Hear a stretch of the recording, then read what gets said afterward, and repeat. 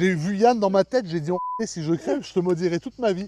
Cette voiture-là, vous ne l'avez plus vue pendant 4 mois. 3 mois et demi. 3 mois et demi, quasiment 4 mois, moi elle m'a beaucoup manqué. Parce qu'en fait, il s'est passé quelque chose d'aberrant avec cette voiture. Je vous explique. Yann a préparé cette voiture, vous avez vu la vidéo, à 1001 chevaux. C'est le défi que j'ai lancé à Yann. Je lui ai dit, je veux 1001 chevaux dans ma M3. Pas 1002, pas 1003, 1001. Il a relevé le défi. Ma voiture, du coup, de 1001 chevaux, qu'est-ce que j'ai voulu faire? Du coup, moi, je me suis dit, je vais aller en Allemagne. Et à la base, j'ai dit à Yann, règle-moi la voiture parce que je veux faire une vidéo pour dire à quel point je suis matrixé, où je monte à 400 km/h. Du coup, j'étais en Allemagne et en fait, j'arrive donc à peu près 296 km/h en fond de 6. Et en fait, il se passe un truc. Je suis en train de conduire fond de 6 et j'entends.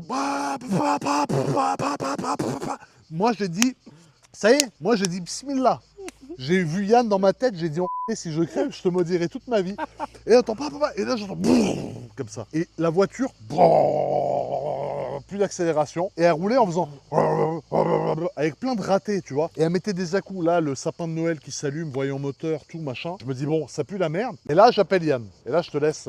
Et là, je lui dis écoute, gros, il s'est passé quelque chose. Arrête tout, appelle un dépanneur, touche plus à la voiture. Et en fait, tous les 200 km, c'était